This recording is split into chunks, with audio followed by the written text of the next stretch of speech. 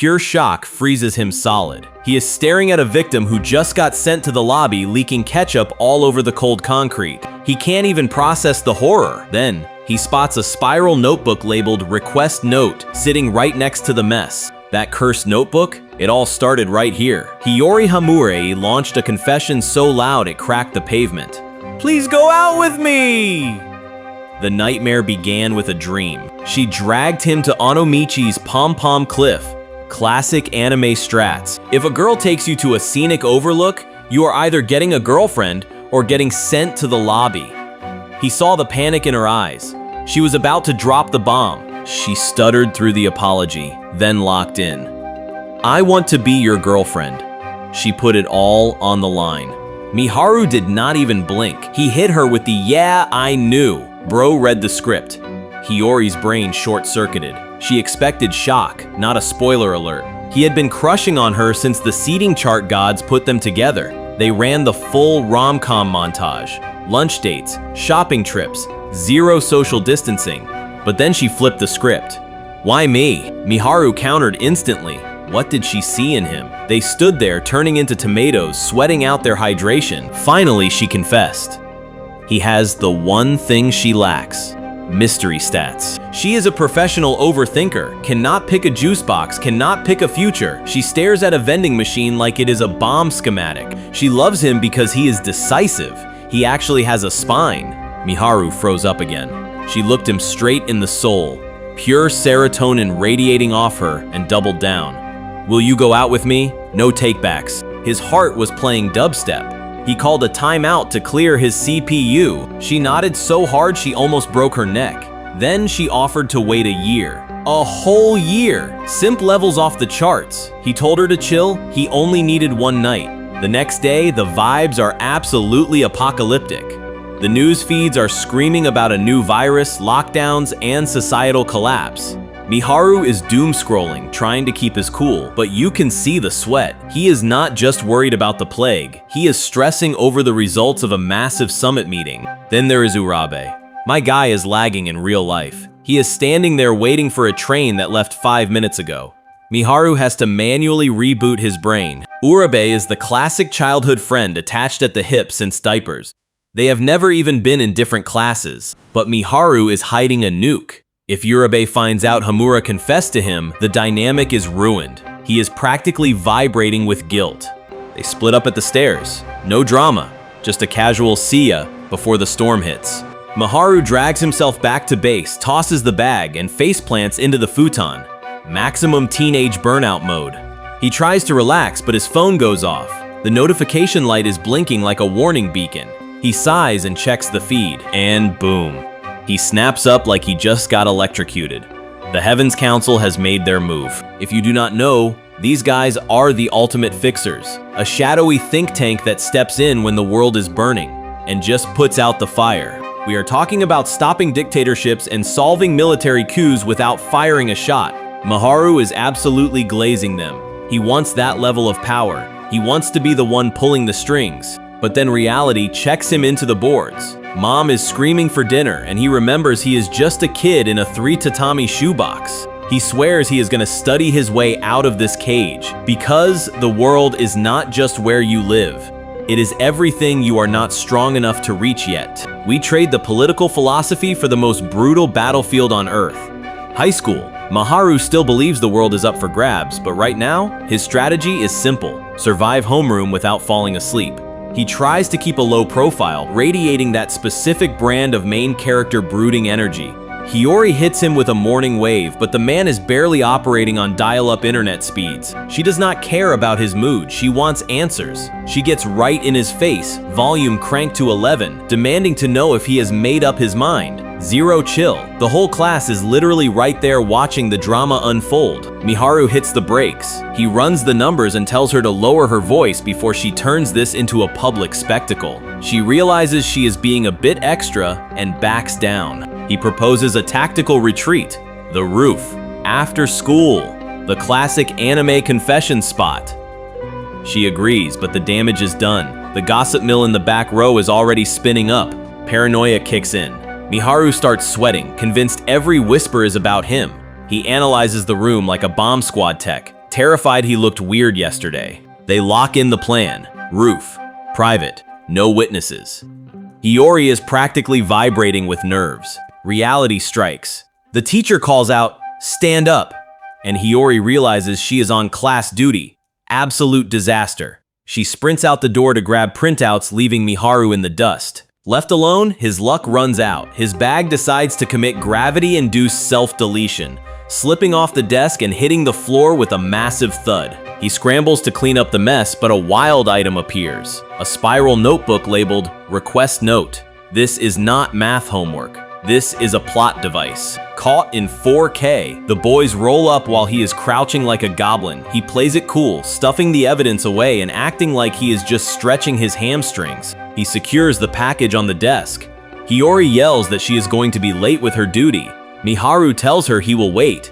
He has got a new puzzle to solve anyway. Miharu retreats to the rooftop, needing space to practice the most dangerous art form in high school, the gentle rejection. He knows if he messes this up, he is the villain for the next 3 years. He has a confession pending, but he refuses to date a girl just because she is cute. He wants that deep, soulmate connection. Classic protagonist syndrome. His moral crisis gets interrupted by a noise below. He peeks through the fence like a nosy neighbor hoping for some drama. It is Hiyori. She is lurking behind the storage shed, talking to nobody? By the time he focuses, her mystery partner has vanished into thin air. He wonders if she was meeting a teacher or a secret boyfriend, but then RNG blesses him with a loot drop. He picks up a notebook labeled "Request Note." Curiosity wins. He flips it open and instantly regrets it. This is not a diary, it is a changelog for reality. It lists requesting a seat change and requesting a date with Miharu. Bro freezes. He realizes his entire romantic life was engineered by a piece of paper. He questions if he even has free will, or if he is just a side character in her simulation. Suddenly, the lore dumps into his brain. Flashes of government ordinances and religious cults assault his mind. The info hazard hits him physically. He collapses, clutching his chest like he just took a sniper shot to the heart. Panic mode initiated. Hiyori sprints down the hallway, screaming for her notebook. Look at that desperation. She is terrified. She demands he hand it over immediately. Miharu plays dumb, handing it back with a weak apology.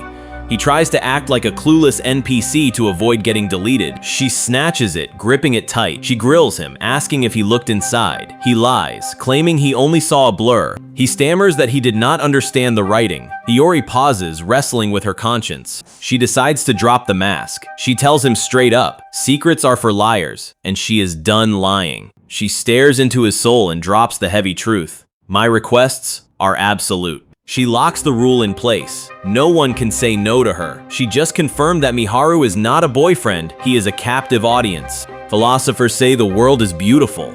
What a load of garbage. It is fragile as glass, and one slip sends the whole thing crashing down. Miharu is trapped on the roof with Hiyori, the girl who just dropped a love confession on his head, but he is freezing up. Why? Because he found her secret request note. He grills her on the fine print. She claims her requests are absolute. Sounds like a scam, right? But then she drops the lore. Even her strict parents turned into obedient zombies the second she used a certain thing. She knows she is playing with fire. She logs every single command in a spiral notebook like a twisted diary just to keep her own god complex in check. That is not just organization, that is terrified discipline. Miharu tries to play it safe, mumbling some nonsense about everyone having their own reality. Weak sauce. Hiyori calls his bluff instantly. If he believes her, he has to prove it. She hits him with a direct command. Dance, Miharu. Dance. His body betrays him instantly. His limbs jerk into motion, busting out a cringe festival dance from junior high, streamers and all. He is fighting for control, but his legs are on autopilot. Hiyori is loving the show, so she demands a musical encore.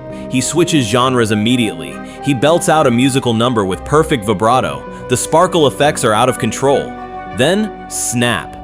He comes back to reality, panting like a dog. He has absolutely no idea why he just humiliated himself like that. Hiyori smiles. The proof is right there. He obeyed. Miharu starts sweating bullets. He realizes he did not just go with the flow. He was forced. His brain starts spiraling. Every time she asked him to hang out, was he just a puppet on a string? The math is terrifying. Her requests are absolute. A dark thought hits him like a truck. If she used that power yesterday during her confession, he would have been forced to say yes. His free will is literally on the line here. But Hiyori shuts that down. She refuses to cheat at romance. She wants his heart, not his programming. She swears on her life she did not use the power when she confessed. Miharu clenches his fist. He knows she is telling the truth. How? Because he was fully prepared to reject her cold. So she resets the board. No magic, just volume. She screams her love at the top of her lungs. It is raw, it is loud, and it is desperate. Miharu cracks a smile. He sees past the scary power. He sees the shy girl shaking by the vending machine. The girl who is terrified of rejection but asked anyway. He decides he wants to know that girl better. He drops the rejection plan. He looks her dead in the eye and accepts the request. Game on. They burn time with some background lore. Kurahashi mentions his family runs a tourist trap called Shubo Kurahashi. Hiyori freezes. She locks eyes with him, staring like he just grew a second head. The air in the room gets heavy enough to crush a can. Then, she drops the hammer. She wants to delete the formalities. No more last names. She is Hiyori now, and he is Miharu-kun. He tries to protest the sudden cringe, but the words get stuck in his throat. Hold up. He realizes something terrifying. He literally cannot say no. Her request power bypassed his free will. He is basically an NPC in her cutscene. Absolute nightmare fuel. They test the limits on the walk home. Forcing her sister to buy snacks? Valid. Mom's cooking? Sure. Stealing test answers? Hard pass. He shuts down her villain arc before it even starts. They hit the docks. 60 yen and 5 minutes later, she bounces. Miharu watches the boat leave, but his brain finally reboots. He realized he forgot the most important question. Hiyori spins around on her heel, catching him completely off guard, and drops a hypothetical that sounds suspiciously specific. She leans in, testing the waters, and asks if it is acceptable to game end 5 kidnappers just to save a single hostage. Miharu freezes, the gears in his head grinding to a halt. He analyzes the tension in her voice and realizes that is not a hypothetical question, that is a morality test. He does not even blink. He looks her dead in the eye and runs the numbers instantly. The logic is flawless. 1 innocent life outweighs 5 criminals every single time. It is not cruelty, it is just efficiency.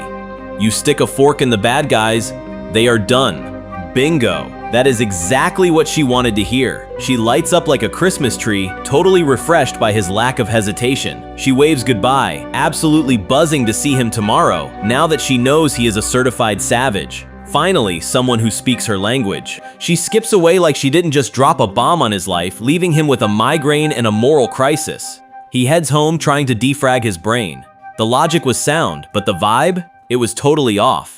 He is running the calculations in his head, but the math is not mathing. Mom mentions Eri is coming over, but he is completely zoned out. He flops onto the futon, staring at the ceiling. That girl's reaction was way too clean, almost robotic. He checks his phone to distract himself, and there it is.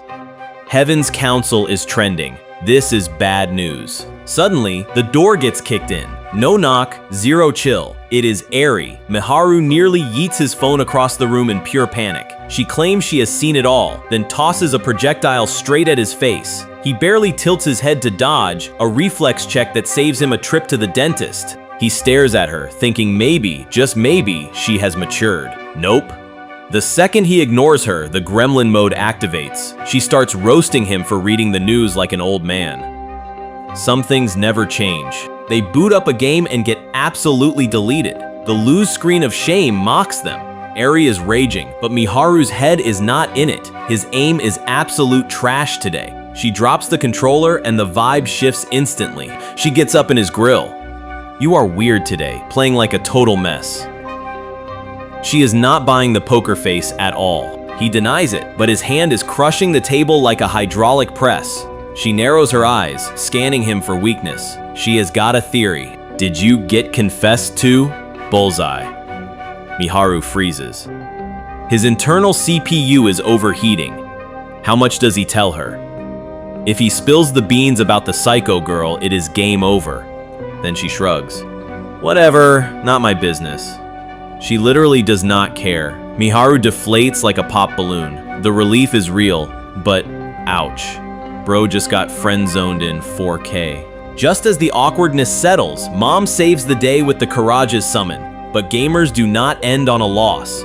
One last round. Time to lock in. Hiyori is out here taking a lonely stroll by the docks, letting the city lights wash over her. Suddenly, she hits the brakes. She is completely lost. She tries to triangulate Miharu's house using the school as a waypoint, engaging human GPS mode. Her CPU instantly switches from navigation to nutrition. She is wondering what side dishes he is eating.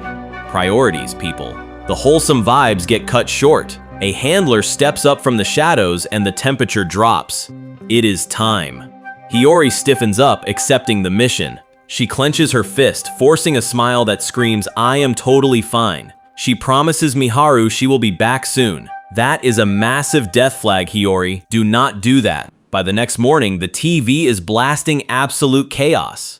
At dawn, the UN decided to wake up and choose violence. They raided an extremist base and sent 500 tangos to the lobby. Leader? Deleted. 34 student hostages? Secured. Total victory. Reports claim the Heavens Council pulled the strings. And sitting quietly on the desk, a request note that holds all the dirty secrets. We open with a high-stakes hostage situation, except the hostage is Hiyori's brain, and the captor is the refrigerated drink aisle. She is staring at that vitamin water with the intensity of a bomb squad technician, analyzing the label like she is trying to defuse it with 3 seconds left on the clock. She hits the panic button and starts begging for more time. Miharu calls her out for the 10-minute lag, but let's be real, the man is down bad. He usually speedruns life, but for her, he is perfectly happy to sit there and watch the unskippable cutscenes. While she spirals over the complex geopolitics of lychee versus soy milk, Miharu just reaches out and grabs a black coffee. Simple, efficient. Hiyori looks at him like he just invented fire. She is absolutely marveling at this advanced technique called making a decision. But she has got a theory.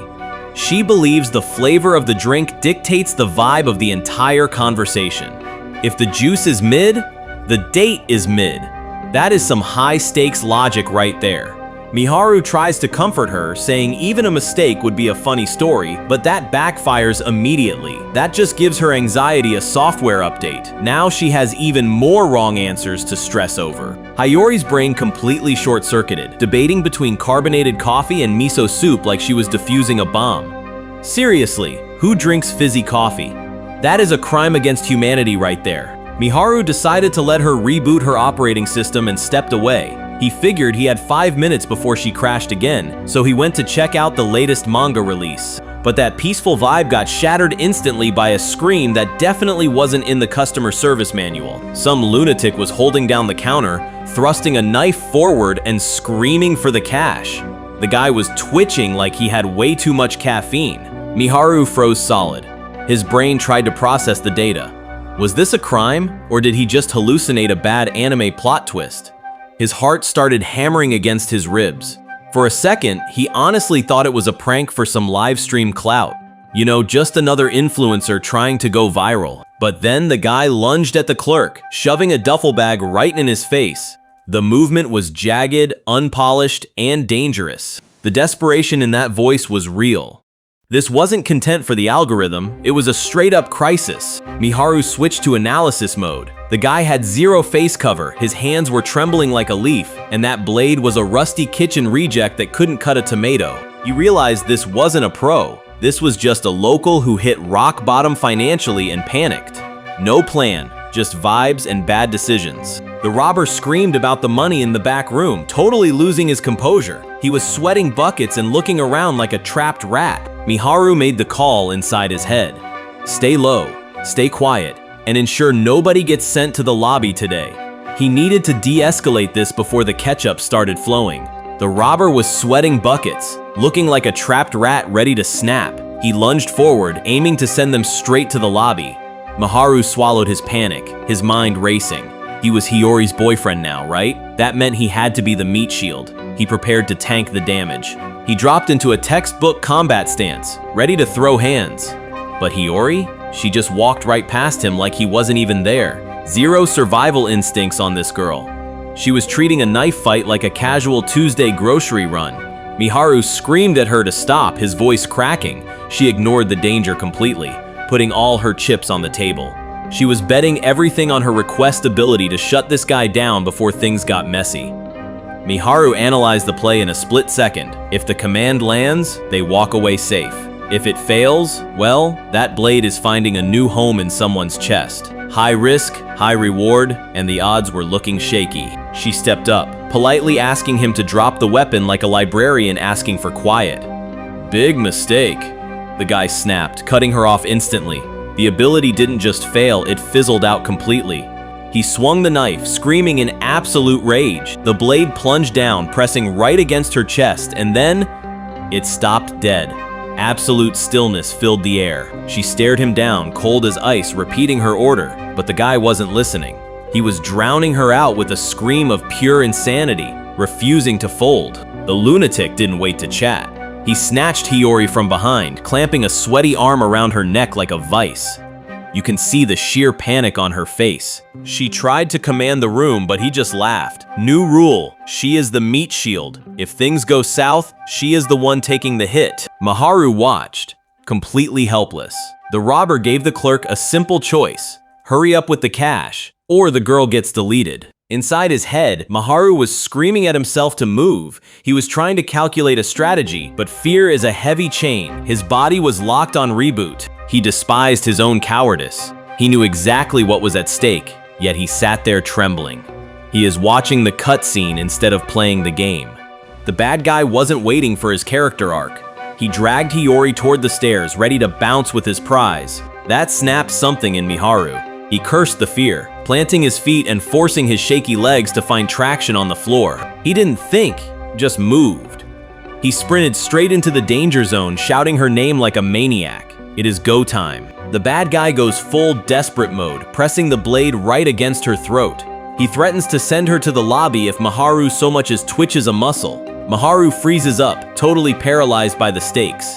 He calculates the odds and realizes one wrong move means game over. Hiyori is not playing the victim today. She casually whispers a greeting and loots his inventory right in the middle of the standoff.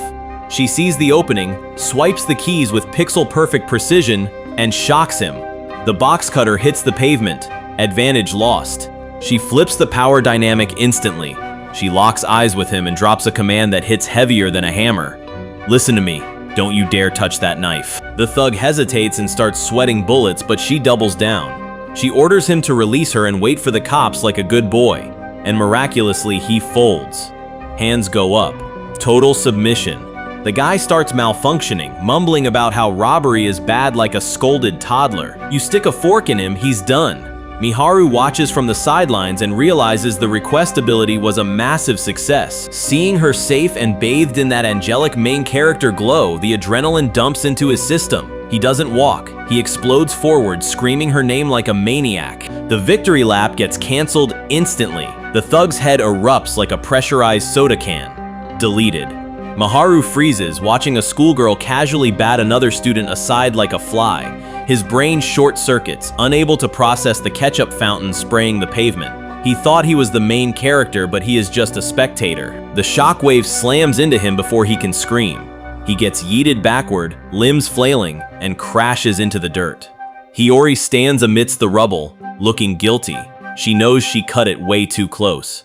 Miharu scrambles up, hyperventilating, trying to figure out what level of hell he just dropped into. The madness bleeds right into the intersection. Tires scream as cars drift to dodge the bodies piling up on the crosswalk. It is total bedlam. The wind shifts. A man in a sharp plaid suit strolls through the panic. He plants his dress shoe on the curb, completely unbothered. A new player has entered the lobby. Hiyori isn't popping bottles to celebrate, she gets right in his face. She beat the clock. She cleared the request. Sending that guy to the lobby was overkill. It is like stealing a kill in a ranked match. Just rude. Mr. M stays ice cold. He calls it insurance. Hiyori realizes the insult buried in the logic. He didn't think she could finish the job. He basically treated her like a newbie who needed a carry. The disrespect is palpable. He steps up and the tension spikes, but he doesn't strike. He wipes the ketchup from her cheek, telling her to stop treating herself like a disposable tool. He is sending mixed signals that would confuse a therapist. Now for the cleanup. He lists the targets. Police, medics, bystanders, he is about to factory reset everyone's memories of tonight. Just a casual mass mind wipe to keep the normies in the dark. Hiyori accepts the cover-up, but she has got one condition. She wants her boyfriend left out of the wipe. She is not letting him forget the crazy night they just had. The suit doesn't care about romance. He cares about the contract. If she makes the formal request, he physically cannot refuse. The witness stays awake. Sorry, buddy, you don't get the easy way out. Miharu is scrambling back on the asphalt, his brain absolutely cooked. Hiyori is just looming over him, staring down like he is a bug she decided not to squash yet. She drops a casual, "Sorry for the surprise," completely ignoring the fact that the poor guy is hyperventilating and practically screaming for answers. Talk about reading the room. She launches straight into her villain origin story. It started with small favors, using that innocent act to get away with being selfish. But one look at the tragic news on TV convinced her she was destined for something way bigger. She did not want to just be cute, she wanted to be a god. Classic narcissism, folks. The power trip escalated faster than a crypto scam. She went from manipulating teachers to controlling criminals, then politicians, and eventually the entire international community. She is playing 4D chess while everyone else is playing checkers. Now she is taking commissions from the UN Security Council like it is a casual side hustle. Miharu finally snaps out of his shock and screams, "Hold up!" because this whole thing sounds like a fever dream he cannot wake up from. He demands a real explanation, but the wind picks up just to make sure the atmosphere is grim enough. She asks if he knows the Heavens Council, then gestures to the menacing crowd surrounding them. The scary suit, the armed soldiers, the entire cleanup crew, they all bow to her. She stands tall, puffs her chest out, and drops the ultimate flex. She is not just a member. She is the founder, the boss, the big cheese. She presses a finger to her lips, hitting him with that terrifyingly cute smile. It's a secret, okay? And just like that, Miharu realizes he is never getting off this ride. He is stuck in the deep end now.